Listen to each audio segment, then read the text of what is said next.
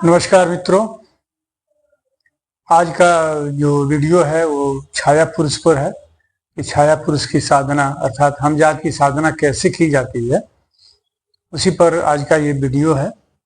और पिछला वीडियो में मैंने बताया था कि हमजात की साधना करनी चाहिए कि नहीं करनी चाहिए, इस पर विद्वत प्रकाश डाली थी। तो जिनको साधना हमजात की साधना अगर करने की इच्छा हो वो कर सकते हैं, उनके लिए ये वीडियो है। थोड़ा सा संक्षिप्त में बता दूं, जो नए मित्र वीडियो देखेंगे और नहीं जान रहे हैं पिछला वीडियो, तो मैं बता दूं कि छाया पुरुष से और हमजाद ये दोनों एक ही शब्द है। हमजाद उर्दू में कहते हैं और छाया पुरुष से हम लोग के सनातन धर्म में माना गया है, तो हिंदी शब्द है ये छाया पुरुष। और अर्थात अपना जो छाया दिखाई पड़े और उस छाया की साधना जो की जाती है उसे छाया साधना कही जाती है। तो जो काफी कारगर होता है, जिस व्यक्ति का जिस तरह का व्यक्तित्व होता है, जितना शक्तिशाली होगा, चाहे हिंसात्मक हो चाहे हिंसात्मक हो, उसी तरह का हमजाद, उसी तरह की छाया पुरुष तैयार होता है और उसी तरह से काम भी करता है। तो यह जान लीजिए। चलिए वीडियो को बिना लाग लपेट किए हुए मैं बतला रहा हूँ कि कैसे इसकी साधना की जाती है। इसकी साधना देखिए 21 दिन, 41 दिन और 1 दिन की भी साधना होती है। 1 दिन की साधना उनके लिए जो उच्च स्तरीय साधना कर लिए हैं और जो सिद्धस्थ व्यक्ति हैं उनके लिए 1 दिन की यह साधना है। मंत्र सिद्धि मिल जाती है और धीरे धीरे हमजात छाया पुरुष उनके सामने आना शुरू हो जाता है या साधना के दौरान ही प्रकट हो जाता है। दोनों बात होती है। उनको महसूस हो जाता है कि साधना मेरी सिद्ध हुई है कि नहीं हुई है। जो नए साधक होते हैं उनको 21 दिन का टाइम भी लग सकता है, 41 दिन का भी टाइम लग सकता है। उनको थोड़ा धैर्य बनानी पड़ेगी और डेली साधना करनी पड़ेगी।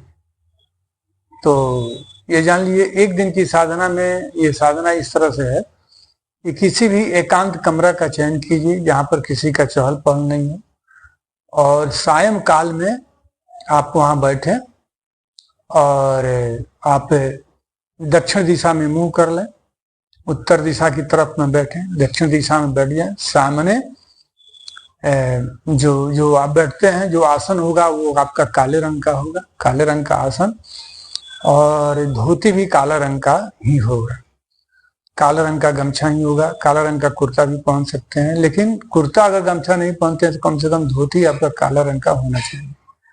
फिर ऊपर दूसरा कोई रंग नहीं पहनना है, यह ध्यान रखिएगा। जो भी वस्त्र पहनिए वो काला रंग का ही पहनना है। सामने आप छोटा सा चौकी लगा दीजिए जिसको तख्ता कहा जाता है, उस पर भी काले रंग का ही कपड़ा होगा, और उस कपड़ा पर रख करके एक छाया यंत्र पहले छाया यंत्र बना लेना होता है। भोजपत्र पर बना लीजिए, और लोग तामा पर भी बनवाते हैं। गूगल से लीजिएगा फोटो, छाया पुरुष का मिल जाएगा कि छाया पुरुष का यंत्र कैसे बनाया जाता है, गूगल पर आपको मौजूद है, वहां से मिल जाएगा।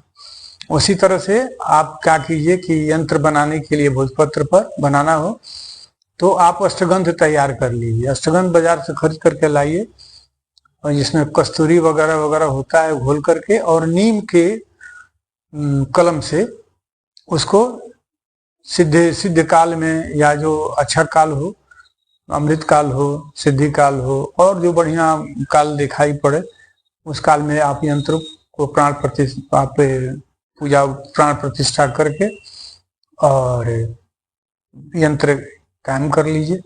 प्राण प्रतिष्ठा कैसे की जाती है गूगल पर खोजिएगा, मिल जाएगा। क्योंकि मैं शॉर्ट में बतला रहा हूँ कि वीडियो लंबा नहीं है, नहीं तो फिर अब उसके लिए फिर ज्यादा समय निकालना पड़ेगा।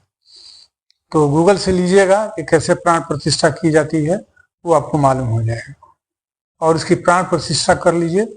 और साधना काल में चौकी के ऊपर आप एक पात्र रखिए, उस पात्र में पुष्प वगैरह रखिए सजा करके, और उस पर यंत्र को स्थापित कर दीजिए, और सामने धूप अगरबत्ती जला दीजिए। कड़ू तिल का दीपक जलाना है इसमें, और कड़ू तिल का, जिसको सरसों का तेल कहा जाता है, हमारे यहाँ हम लोग यहाँ कड़ू तेल करते हैं उसको। तो सरसों का तेल जलाइए, और उसमें हो सके तो इत्र डाल लीजिए, सुगंधित अगरबत्ती जलाइए, और पहले आप भगवान शिव या गुरु जी आपके हों तो गुरु जी का आराधना कीजिए। 1-1 माला 2-2 माला जाप कर लीजिए भगवान शिव का भी कर लीजिए, फिर गणेश जी का कीजिए और कहिए कि मैं जो ये हमजात की साधना छाप उसकी साधना करने जा रहा हूँ, हे गुरुदेव आप आशीर्वाद दीजिए, हे भगवान भोले, हे गणेश जी हमारे साधना को सफल कीजिए।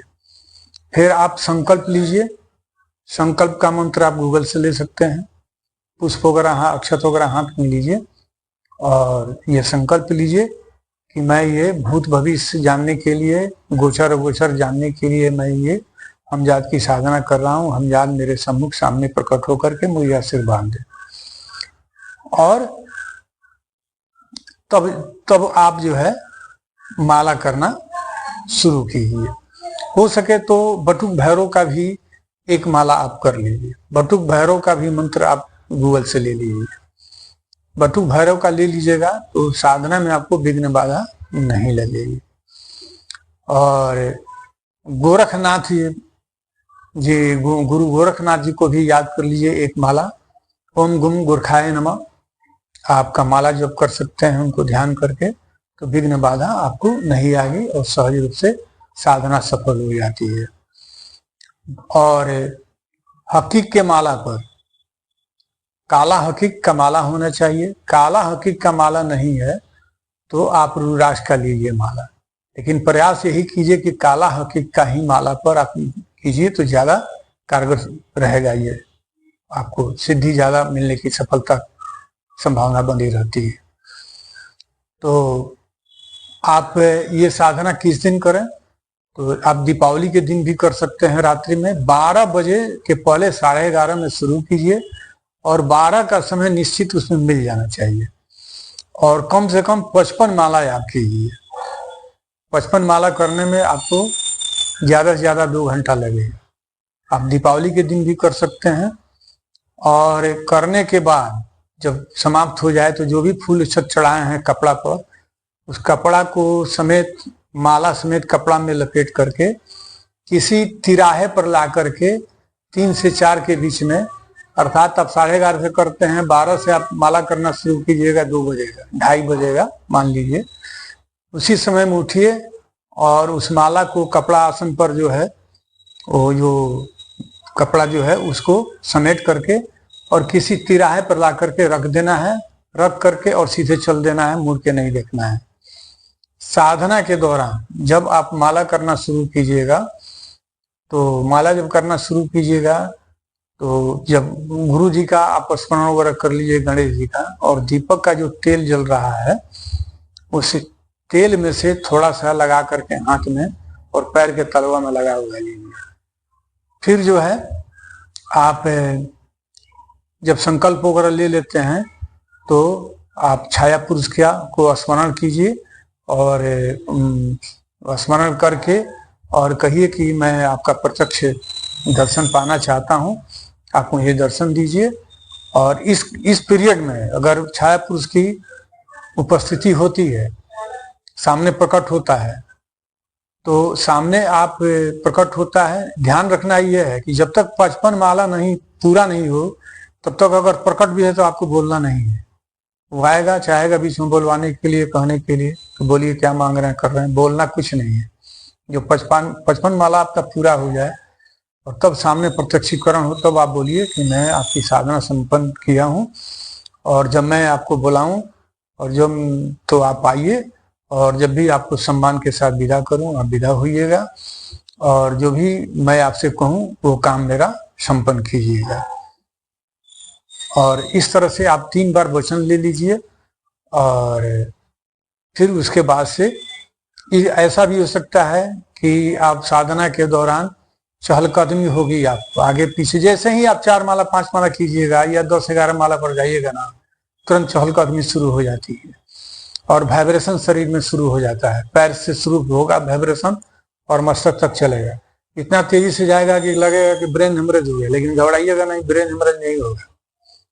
और रोकिएगा नहीं, जो कुंडलिनी ऊपर उठती है ताकत को, शक्ति को, उसको दबाइएगा मत, जाने दीजिएगा कपार तक एकदम, तब ये सामने ऊपर कट होगा। ये जो सोचिएगा कि दबा दे तो दब जाएगा तो फिर वो आएगा नहीं, इसलिए जाने दीजिएगा एकदम हिम्मत करके और अपना साधना संपन्न कीजिएगा। अगर मान लीजिए प्रत्यक्षीकरण नहीं होता है, केवल शरीर में वाइब्रेशन तो खो के रह जाता है, तो माला 55 माला आप कर लीजिए और ये समझ लीजिए कि आपको अप्रत्यक्ष सिद्धिकरण हो गया है। और उस माला को आप दोहराते रहिए, 1 माला 2 माला रोज डेली आप जाप करते रहिए। जैसे ही मंत्र चैतन्य होगा कभी ना कभी आपको सपने में या ऐसे भी सामने भी, जब वो देखेगा कि आप संतुलित स्थिति में, तब वो छाया पुरुष सामने प्रकट होगा और उससे बात कीजिए। ऐसा होता है कि जो भी देव या जो भी साधना संपन्न होती है, तो वो लोग भी देखते हैं कि साधक का शरीर सहने लायक है कि नहीं। अगर एकाएक वो सामने प्रकट होते हैं और कोई हिंसात्मक घटना घट जाए या मान लीजिए कोई बात हो जाए, इसलिए वो लोग सामने नहीं आते हैं। तो ऐसा नहीं सोचिए कि जा मेरी साधना संपन्न नहीं हुई। शरीर में वाइब्रेशन हो गया, आवाज आपको मिल गया, समझ लीजिए कि साधना आपकी संपन्न है, इतना निश्चित। मंत्र जो है क्लीम छाया पुरुषाय फट, यही मंत्र है, मैं डिस्क्रिप्शन में डाल दूंगा। इसी मंत्र से आपको 55 माला करनी है। और एक बार फिर ये साधना आपकी जिम्मेदारी है, अच्छा या बुरा जो भी बात होती है सबकी जिम्मेदार आता है, मैं कहीं से नहीं हूँ, क्योंकि मैं साधना बता रहा हूँ। आप मेरे अगर निर्देशन में करते हैं या समझते हैं तो फिर मैं जैसा कहूँ वैसा आप करें, या आप मैं लायक समझूंगा तो आप कीजिएगा, नहीं लायक समझिएगा तो नहीं कीजिएगा। गुरु कुल मिला के गुरु के सानिध्य में ही साधना संपन्न करनी चाहिए, मेरा अपना स्वयं का अनुभव है। और आप साधना कर सकते हैं। और जो मान लीजिए जिनका एक दिन में नहीं हो पाता है, वो 21 दिन करें साधना कंटिन्यू, ऐसे करते रहें। और लास्ट दिन जो है वो माला को समझते हैं तत्काल के लिए। आप पूजा जब समाप्त होगा फूल अक्षत हटा दीजिएगा, फिर दूसरे दिन दूसरा दीपक जलाइए, फूल वगैरह हटा करके रख दीजिएगा, फिर दूसरा फूल चढ़ाइए। ऐसे करके नित्य संकल्प लेकर के आप 21 दिन कर सकते हैं। 21 दिन में समझ में आ जाएगा, या फिर 41 दिन कीजिए, जो आपका धैर्य लगे। जिस धैर्य के हिसाब से ही साधना संपन्न होती है, इतना ध्यान रखिए। तो बात मेरी अच्छी लगी, बढ़िया लगे तो चैनल को सब्सक्राइब, लाइक, कमेंट करना नहीं भूलिएगा। जाते जाते मैं फिर कहूँगा कि जो उच्च स्तरीय साधना अगर कर रहे हैं तो उनके लिए ये साधना नहीं है। मेरे समय से जो नए साधक जो हैं उनके लिए ये साधना है, करें, बढ़िया बात है। साधना कोई खराब नहीं होती है। हाँ, एक बात है, ये कर्ण पिशाचनी के बराबरी का साधना है, यह जान लीजिए। कर्ण पिशाचनी की साधना करना खतरा से खेलना है, और उसमें वाम मार्ग से तो समझिए कि गंदगी वगैरह झेलनी पड़ती है, खाना पड़ता है। उसकी व्याख्या करूं तो बहुत गृह व्याख्या है, वो ठीक नहीं है। हम जात की साधना उसकी अपेक्षा बहुत बढ़िया है, आप कर सकते हैं। जय हिंद, जय माँ गायत्री, हर हर महादेव।